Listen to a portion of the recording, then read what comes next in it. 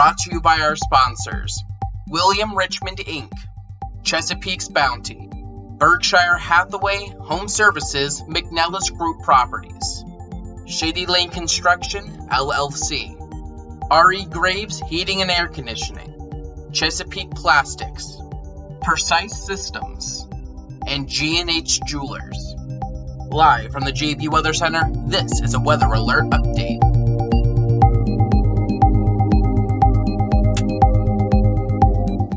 And good afternoon, everyone. I'm forecaster John Bordash with you right now to give the latest update here from the Storm Center on what it is I'm tracking as we continue to monitor the potential for some severe weather across the region. I think you know the drill at this point. If you can hear me, let me know. Leave a comment letting me know that the audio sounds good on your end. And I guess if there is no audio, you wouldn't hear me say that. But we'll figure it out as things go on.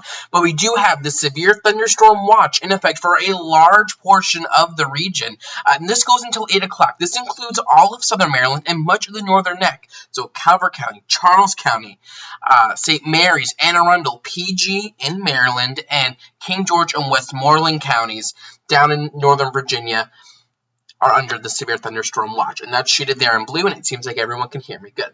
That doesn't mean I need to stall anymore. And you can see, actually, this severe thunderstorm watch has been canceled back out towards the west, where you've seen that blue coloring go away as the storms have developed, and they're now pushing eastward. That severe risk behind this line is lower.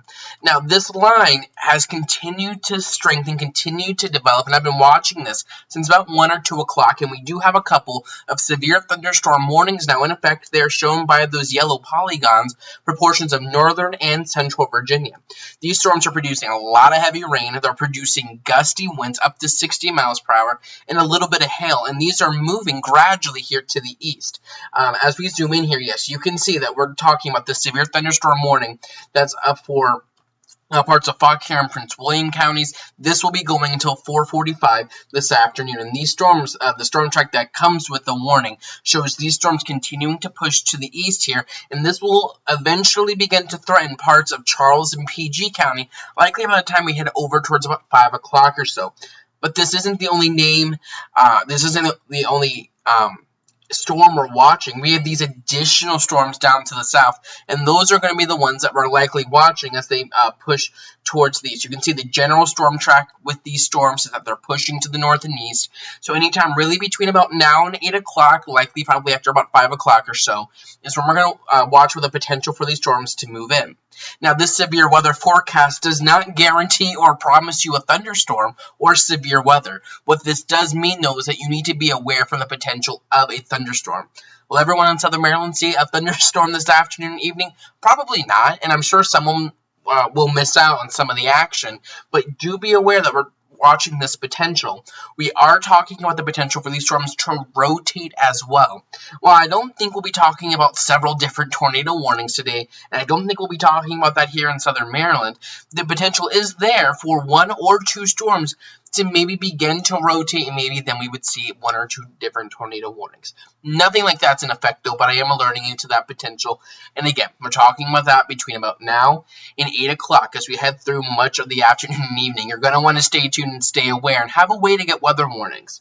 If we get any warnings issued here for our core coverage area, here in southern Maryland, down into the northern neck, I'll be coming live to you here on Facebook, where many of you are watching, on Twitter, at JB_weather, and over on the YouTube page, you can get that link there on the website, jbweather.net. But this is going to be something that we continue to watch throughout the day today, and luckily, our main radar site out of Sterling, Virginia, it came back up earlier today after being down for a short period, which is great news, which allows us to really track these storms and get into really what we're talking about.